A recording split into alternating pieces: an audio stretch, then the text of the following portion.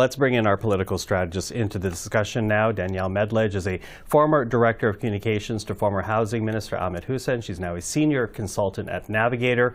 Cole Hogan, a Conservative Digital Strategist, Principal with GT. And George Soule is a former NDP Director of Communications, now Principal at Syntax Strategics. Hello to the three of you. Hello. Hello. You know, a lot to cover here because this has been such a day. But I have to begin with the very first question. Here you have the Prime Minister telling Chrystia Freeland on Friday, you're going to lose your job. However, we're going to ask you to read the speech on a budget you don't support. Are you surprised that the PMO and his closest advisors did not expect some type of blowback from Chrystia Freeland, Cole?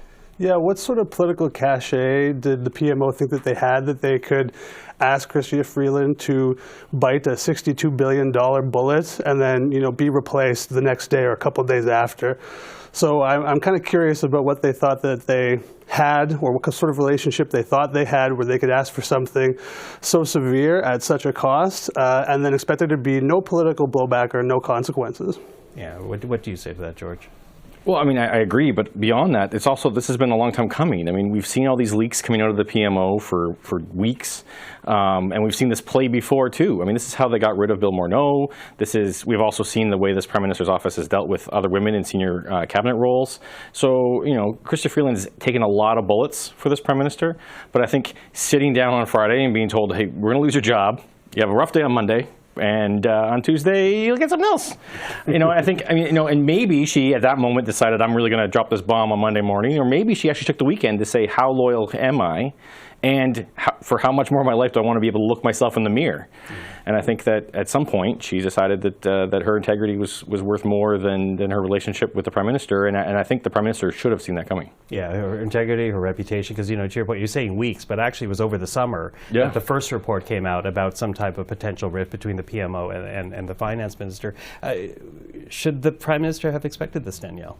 I mean, you know what they say, Michael, the best laid plans, right? I mean, let's be honest here. I don't think any of this today was part of the plan. And I think that even if they did expect some type of blowback, it's safe to say they didn't expect any of this to happen. Nothing was ready to react to it. The first time we saw the Prime Minister make a physical appearance was about 10 to 11 hours after the Finance Minister announced she was resigning.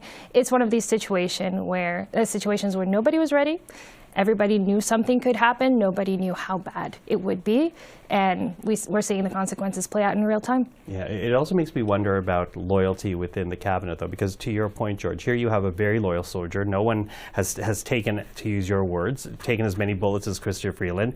And yet, for all the loyalty, she is going to be passed over for another candidate, presumably for Mark Carney for the finance portfolio. What does that do to cabinet and caucus unity? If the Prime Minister does not show loyalty to one who's shown such great loyalty to him, what signal does that send to others within the Liberal caucus and the cabinet? Let alone, the easiest way I could put it, it's not a good one, right? I mean, at this point, it's been made pretty clear the caucus is not united.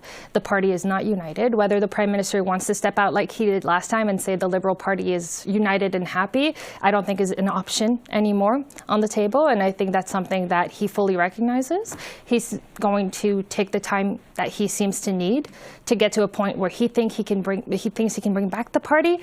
Whether or not that's doable, I think that ship has sailed, unfortunately. Okay, and I'll get you to answer that, Cole, but I think we should say out of the caucus meeting this late afternoon into the early evening, it seems to be the word is that the Prime Minister, and this could change because things keep changing in this story, like left and right, but it seems that the Prime Minister is going to take the Christmas break to consider the future. But we'll get there in a moment, Cole, but what do you say about loyalty within the Liberal Party if the Prime Minister has done this to a woman who's shown him such great loyalty? Yeah, and it's not the first time, right? So if we see this repeating trend of those who are loyal to the Prime Minister and those, who lay out his fiscal plans and carry them forward in terms of each ministry, and they get left by the wayside, those who are aspiring to get into cabinet may hesitate and think twice to be like, well, is this something that I actually want if they're just going to bring in someone from the outside or have an unelected person like Mark Carney take the position instead of someone who's paid their dues, been re-elected, and has carried so much water for Justin Trudeau. George? Well, I mean, let's just go back to the most recent kind of caucus revolt or whatever that we thought was going to be a big deal, where, as I've been saying, that a bunch of MPs signed their names in invisible ink onto a petition to get the Prime Minister to leave, but nobody would come out, almost nobody would come out and speak about it because you feel like you're alone and the Prime Minister's got all this power. But when you have somebody like Chrystia Freeland, the Deputy Prime Minister, the Minister of Finance, someone who's been with the Prime Minister basically since he started as leader, and it's kind of been like his big star candidate as he built up towards the 2015 election. When something like that comes out, then everybody else who's been sitting quietly now has some cover, and they can see there's a reason for someone inspiring to actually follow. So I think it completely blows up this idea of solidarity with the Prime Minister, because now people have someone else to line up behind, and somebody like Chrystia Freeland is someone that I think is worthy of following. Yeah, there's also a pure policy question here, because and I think it's worthwhile for us to bring up the deficit board. And this was the fall economic statement, which was supposed to be the major story of today. But take a look at where the deficit currently sits, about $21 billion over what we said, we're told rather, that 23-24 would come at. $61.9 billion is the updated figure. How does the government move ahead with any economic plans, given the pointed criticisms that Chrystia Freeland had with what the Prime Minister was trying to sell Canadians? Absolutely, and I think that's really the major crux of what today should have been about.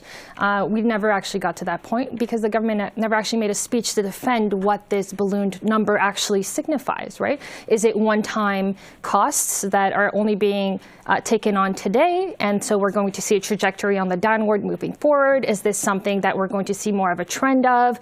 Is this to pay off debts because of a COVID residue type of increase? We don't know. The government did not step ahead and really put their best foot forward and say, let me break it down for you in a way that is not doomsday. But unfortunately, the only people who came out and talked about it are the people who are painting it as the doomsday, because that's the only narrative we're hearing right now. We're not hearing anything from new Finance Minister LeBlanc on the situation because he didn't get briefed until 7 minutes before it was tabled, right? So it's one of these things where, again, there's just too much going on. There is a finance minister who could have spoken to these numbers, who's no longer a part of the cabinet. She's still on the team, but people are not seeing the team as one united front anymore. Yeah, how does the government move forward with something like this goal? I don't know if they can. If you look at Bill Morneau and you look at the situation with Chrystia Freeland here is two instances where a finance minister advised fiscal caution of some sort, then was either shown the door or quit on their own accord. And things were so bad that each finance minister had looked at their interaction with this PMO and said, okay, well, they don't want an independent thinking finance minister. They want someone who will rubber stamp their plans, because they're taking into consideration their political maneuvering more than they are any sort of fiscal caution or prudence. Okay. I'm going to switch topics, George. I'm sorry, because we're running out of time, but I need to focus on what's going to happen. And let's bring up for people at home the cabinet ministers who have already signaled either they're gone or they're not going to be running again. Chrystia Freeland at the top of the list. You see there 9 ministers already that have left or are not going to be running again.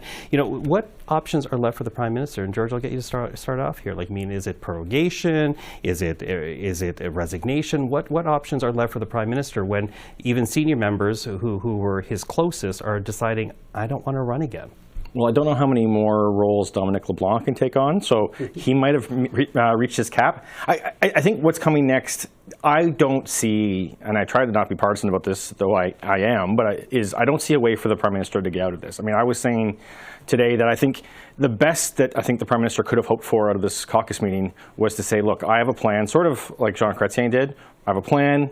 I hear you. I'm going to get out. Now, hopefully, he doesn't take 18 months. I don't think he has 18 months. I'm not sure he has 18 days, like Jean Chrétien did. But, give me the dignity of leaving. Now, if he doesn't do that, I don't know what the options are. He's going to try to hide until, the House comes back at the end of January. But then, in that intervening time, there's going to be a new president elected. We're supposed to be negotiating tariffs that are a threat to our economy. Never mind border security, the Arctic, 2 major conflicts, wars around the world. Without clear leadership in this country, Canada's going to lose more and more legitimacy on the world stage. So I honestly think the only option is for him to leave and then figure out some kind of quick way to replace the leadership in the Liberal Party and then probably move to an election from there. Okay, quickly for the two of you, where do you see this going? Well, I think number one, the issue with doing something like telling your caucus, okay, give me a few days and I'll figure out my way. I mean, that's the first thing that's going to be frontline news is people leaking that and saying, well, here we go, guys. He's not going to be able to do it on his own accord, right? It's going to be Which is like the dictated for caucus him. revolt, where he said Exactly. he'd listen seriously and then by the next day moved on. Exactly. Yeah. Well, this one, who knows how that one's going to end up. I feel like this is a completely different situation. You have a very visible, high-profile woman in his cabinet, the highest-profile woman that a third of Canadians can at least name as coming out against him in a very strong way. I would say at this point there's a lot of backing. The numbers are increasing. The pressure is increasing. But in terms of what comes next, I think, like you said, it's going to be one of these things where he's trying to take control of the way he does it. Whether or not his group of MPs who still believe in him will give him that opportunity is yet to be seen. But I do think that it's not looking like it's going to be a decision anytime soon. Cool. Yeah, we're seeing more and more cabinet ministers dropping. There's people that aren't running again. The government can't function, and it hasn't, since September or before that. And there's massive negotiations in terms of the tariffs, the 25% tariffs that are coming in the door.